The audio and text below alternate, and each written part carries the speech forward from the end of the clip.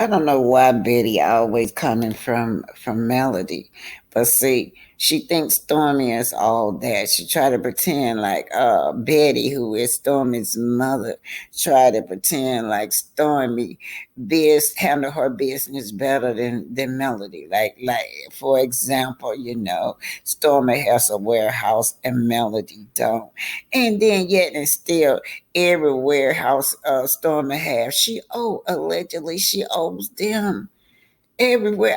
I mean, it's in the documents, court documents, public record shows that you owe these warehouses and you just moved and you pretending like you got this great big old warehouse, allegedly, Stormy, but yet and still you got all these judgments coming after you, karma hitting you every time you don't send those people their orders, you get exposed. Every time you come up saying that you own all this warehouse and you this big time person, and you put other people down, you and your mother put other people down because you guys feel like they got less than you.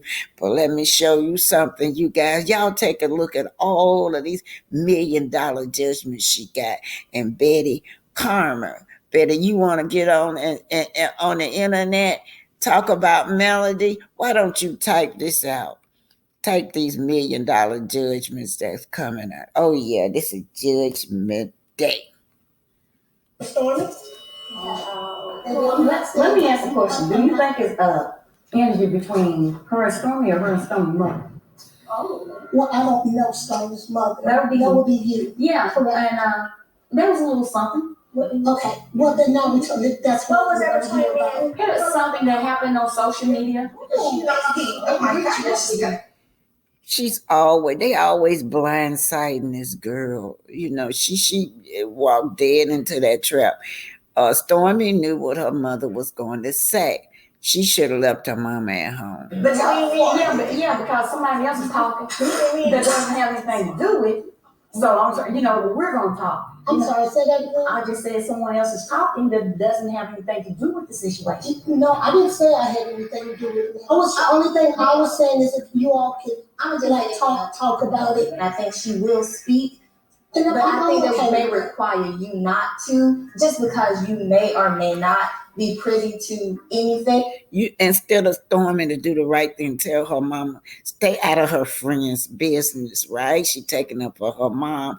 They discuss these issues before they come on, how they gonna attack me. And that's okay. Then I'm okay. I'm okay with that. Yeah. Now I will say this, Stormy. When you were talking, she did let me speak. Mm-hmm. I just didn't want to forget. Well, that's still rude. Okay. So, Stormy, I clearly was asked about you on stage at the reunion. I don't know if you remember that. And I said, I feel like Stormy represents what Love and Marriage Huntsville is. That's not something I would say about somebody I got a problem with. I know Miss Betty, she had something to say. I didn't know there was an issue. I would like to be privy to what the issue was. Something about a secret recording. Mel went live after one of the show aired. She tweeted that someone secretly recorded her, talking about Martell. I don't have any feelings pertaining to who Martell is dating. People took that and ran with it, saying it was Storm. At any time, you could have came in and said, no, it wasn't Storm. You didn't do this. I'll be honest, Miss Betty. People say a lot about me every day.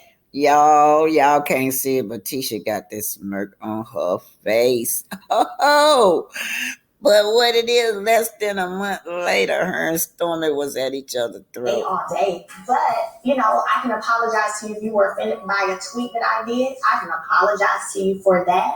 Oh, let me shut you down with this. Now shut up. Y'all remember that. Now listen, y'all. Tisha sitting up there with this smirk face. She just love it when she feel like Melody is in trouble or Melody is suffering. And she was sitting up there with Carson Blue. That's why she had that smirk on her face, because she thought she had got Melody. Anyway, Stormy, get ready, y'all. Take a look at this judgment, this millionaire judgment over there bragging about she done moved into a new warehouse. Wow, they took this all the way to the Supreme Court in the state of New York. County of Kings Apex funding source against Canvas Beauty's brand, Stormi Shalisha Steele, you guys. Summoned by the plaintiff, right? The plaintiff is Apex. You are hereby summoned and required to serve upon plaintiff attorney at the address stated below and answer to the attached complaint. If this summons was personally delivered upon you in the state of New York, the answer must be served within 20 days after such service of the summons, excluding the date of service. If the summons was not personally delivered to you within the state of New York, the answer must be served within 30 days after service of the summons is completed as provided by the law. If you do not serve no answer to attached complaint within the applicable time limit stated above, a judgment may be entered against you by default for the relief demanded in the complaint. And I have like several judgments from Apex against Stormi. Let's keep it rolling. Betty, why don't you tell that, Betty? Okay, this is APEC funding. This was filed, look like June 8, 2022, you guys. So, Supreme Court of the State of New York, County of Kings. Now I got this. Canvas Beauty Brand, LLC. Plaintiff Apex funding source, by its attorney, Yakuku Clean, for the complaint herein against Canvas Beauty Brand. Company defendant and Stormi Celeste Steele guarantor. Company defendant guarantor is, and the defendant is, here's the parties. All relevant times, plaintiff was and is a limited liability company qualified to do business in the state of New York. Upon info and belief at all relevant times, company defendant was and is a company organized and existed under the laws of the state of Mississippi. Upon info and belief at all relevant time, guarantor was and is an individual residing in the state of Mississippi. Upon info and belief in all relevant time, guarantee is the principal and or manager or company defendant. Guarantee is the owner, the principal or manager or company. The facts. About March the 10th, 2022, plaintiff and defendant entered into an agreement whereby plaintiff agreed to purchase rights to company defendant receivable having an agreed upon $1,960,000 pursuant to the agreement. Company defendant agreed to exclusively use one bank account approved by the plaintiff, which the company defendant agreed to deposit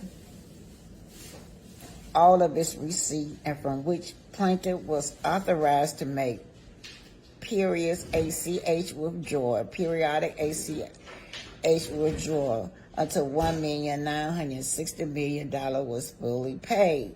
So they supposed to withdraw this this money automatically off of Mrs. Steele's account, allegedly.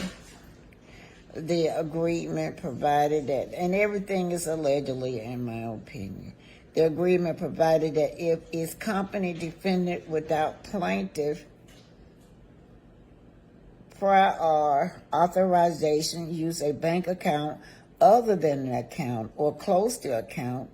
B, company defendant failed to give plaintiff the required advance notice to prevent an ACH withdrawal fees being dishonored for insufficient fund and plaintiff otherwise prevent from making any agreed upon ACH withdrawal. The company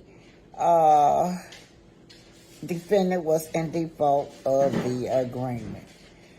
On May, I'm skipping down to 10, May the 27th, 2022, company defendant payment were returned for insufficient funds for the 10th business day, all without the required advance notice. As such, company defendant defaulted in the performance of its obligation and detail agreement. Company defendant made payment totaling $277,000, leaving a balance of $1,683,000. In addition, pursued in the agreement, company defendant incorrect, insufficient funds, y'all. Fees in the amount of $500 and default account for the amount of $2,500. Additional guarantee is responsible for all amount inquired as a result of any default in the agreement.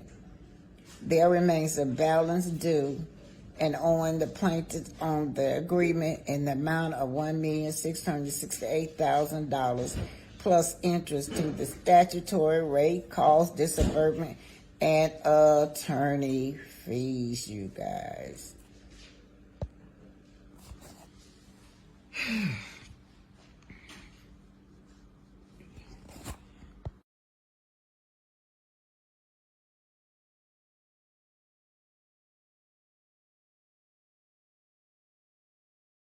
It's not in order, you guys. This is still from APAC.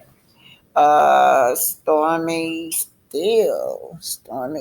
Number 10, company defendant made payable totaling, let me back up, you guys. Number 10, on of above May the 27th, 2022, company defendants payment were returned for insufficient funds for the 10th business day, all without the required advance notice to plaintiff, and at each company, defendant defaulted in the performance and obligation as detailed in the agreement. Number 11, company defendant made payments totaling $277,000, leaving a balance of $1,683,000. In addition, pursuant to the agreement, company defendant incurred insufficient fund fees in the amount of $500 extra and a default account fee in the amount of $2,500. Additional guarantor is responsible for all amounts incurred as a result of any default in agreement by company's defendant. There remains a balance due and owing to plaintiff on agreement in the amount of $1,686,000 plus interest as the attorney rate, cost, disbursement and attorney fee. Yeah, keep on dancing over there and bragging and keep on giving parties and not paying your bill. So this is still APAC yet. Defendant have been unjustly enriched in that they have received the purchase price for items receivable, y'all. Yet have failed to pay the sum of $1,686,000 pursuant to the agreement. Number 24, by reason of the foregoing, plaintiff is entitled to judgment against the defendant for unjust enrichment in the amount of $1,668,000 plus interest at the statutory rate, cost, disbursement, and attorney fees. Wherefore, plaintiff requests judgment against defendant jointly and severely as follows. On the first cause of action, the plaintiff requests judgment against the company.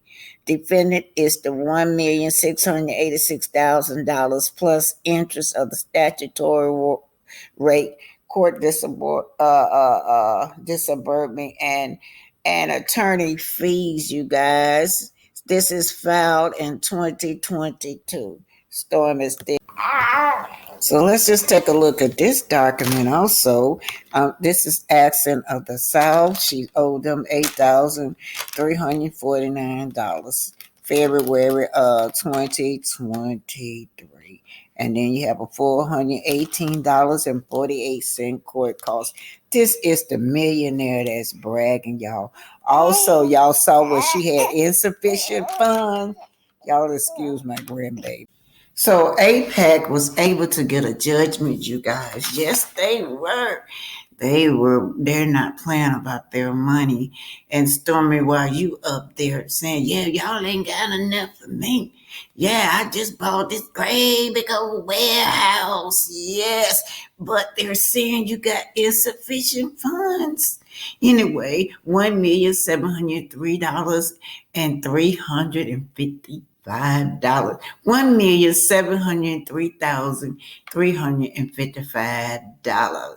This was a loan, business capital, in the way of Apex funding source, right?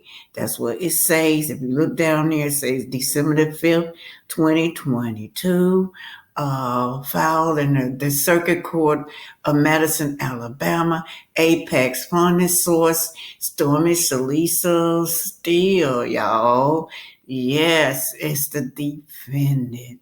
Then, and it says, I, clerk of the above named court, hereby certified that the plaintiff recovery of defendant in the court is a judgment without waiver. $1,703,355 plus $563.80 court costs given under my hands this day, December the 5th, 2023. And this was a judgment, you guys. And I don't know if y'all can see this. I might just put this up there. It's so dark. And just saying that as provided by 300, this is just 328 lien number, says that the state claims a lien upon all properties and right to properties belonging to said taxpayer. So y'all probably can't see this. It's dark in here, you guys. Yeah.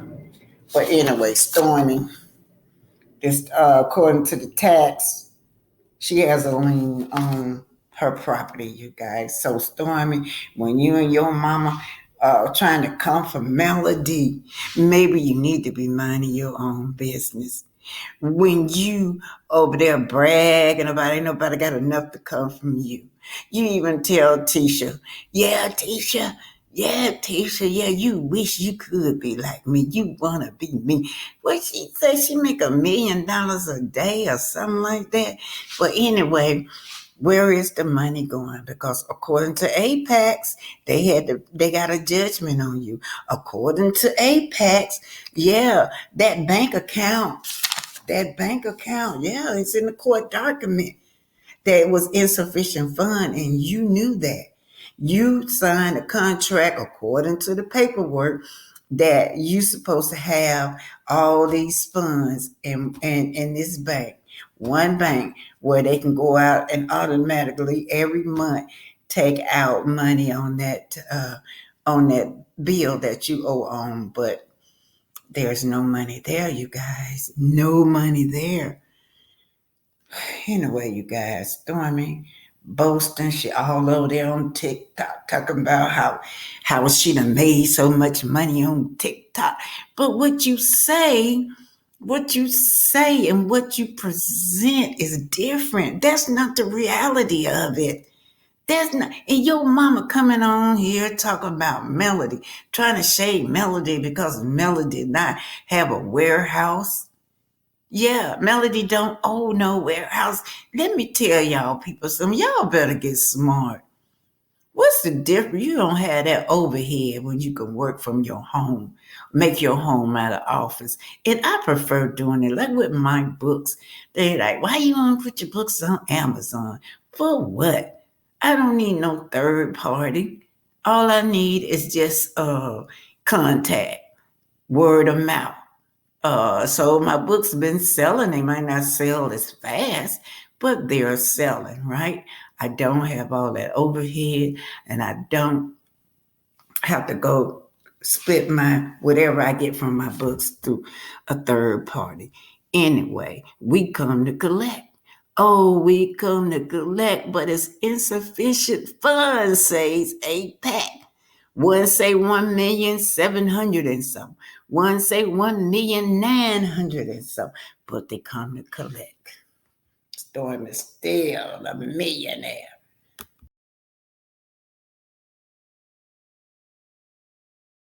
A man just last year, we found an African taking a walk with his child 4 million years ago.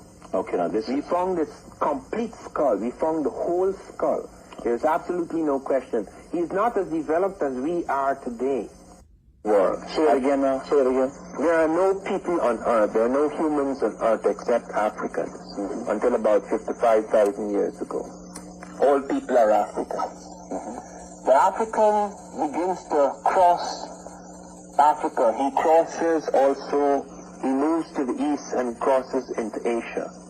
He moves up and into the north and he crosses the Straits of Gibraltar. Either the straits did not exist or it was very narrow at that time. So that Africa was only about 20 miles from Europe.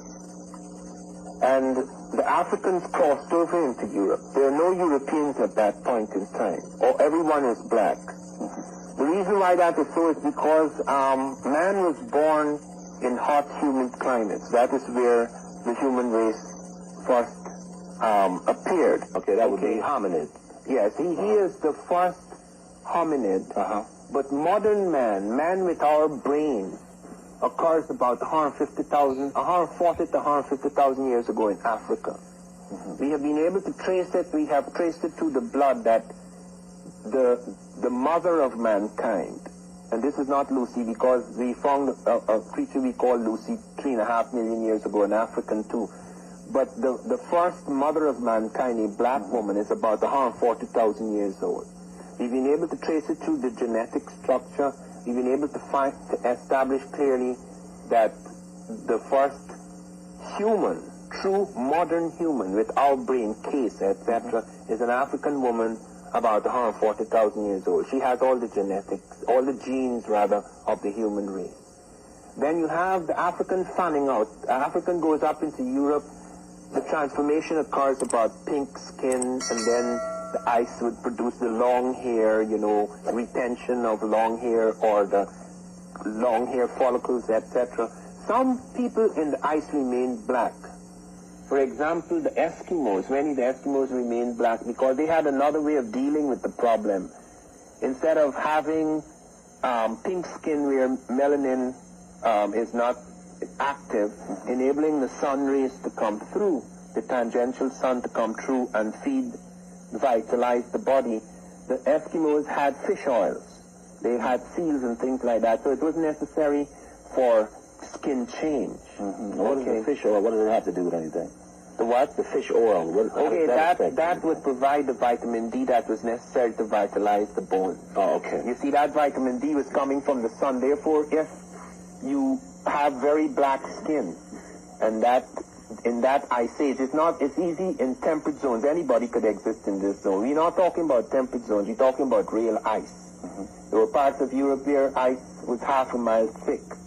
Okay, so that it became an advantage to have the inactive melanin, so that the tangential sunlight, the slanted sunlight, which is less than African sunlight, could penetrate the skin. Okay, so that these are things that have to do with environment. They have nothing to do with superiority or inferiority. And so for approximately how many years was the world populated exclusively and only by Africans? Black Africans. Okay, black skin. If you're talking about the modern, the last African, okay, because you see, the African is not only the first hominid, he's also the first human. Okay, the hominid is not completely human like us, but then comes the first human with our brain case. That's also African.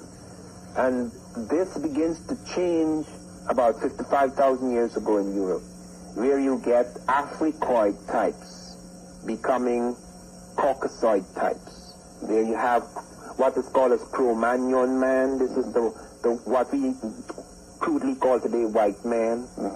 as against what we cruelly call today black man, okay? They're really just human beings, okay? But they undergo superficial changes, skin changes, etc. And later on, you would have other changes like the narrow nose and eyes or heat. So that you would have superficial changes in the face of man related nothing to his intelligence, his brain, or anything, related to the environment, the amount of sun, the kind of foods you eat in particular environments, the kind of qualities of heat, qualities of cold, etc. So this first baby, put it on that level, this first child probably would have had kinky hair. Oh, yeah. Yeah. Uh-huh. Yeah. Because that was necessary. Okay, in the climate in which it evolved, that was necessary. Curled or kinky hair, that would be necessary. Okay, and black skin would also be necessary. Because the albino, as I say, like not the stabilized pink, which came later, but the albino in my country dies by the time you're 30 because the sun would ravage you. Okay. Just briefly, if you would, just explain what melanin does. Okay, melanin is protects the body in a certain way. It's the pigment that gives us our color. Yes. It's a pigment that gives you black or brown color, but it also protects you to some extent from the sun's rays. Okay, like for example, in parts of South Africa, in parts of Australia, etc., we find lots of pink people have cancer. Skin cancer. Okay, so that if you were living in a tropical climate, especially if it's an extreme tropical climate, it is very advantageous to have black or dark brown skin. Okay. What we've also found is that we have misunderstandings about body shapes and face shapes, etc. The African has 6 faces. They don't all look alike. They may all be black or brown, but they have all sorts of faces. Like, for example, you have the Somali. People thought that these were mixed people. These are pure-blooded Africans, no mixture. They're in a different zone. They thought they were mixed because they had a narrow nose, for example. Many Africans have narrow noses because they're in dry heat. Okay, so that people made all sorts of stupid mistakes. It's only now we begin to realize you have ranges of African, you have ranges of other types, but the African has more ranges than any other people. Them in Africa, that pink African is the beginning of the European. Now, the pink African also started to undergo certain changes, like ice produces a narrow nose. The parts of Africa, you have Africans with narrow noses too, because dry heat produces the narrow nose. So that man is one. There are no races, really.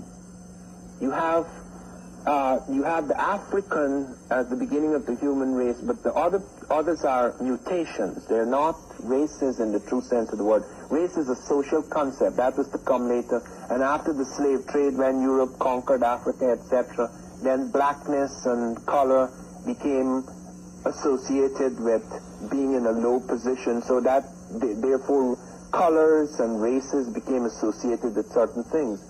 Those are things that are going to pass as we recover our history and transform ourselves. But initially, you have the pink African who becomes the European. He undergoes certain changes over a period of time. For example, in the ice, it's important to have long hair to protect the neck from cold. In heat,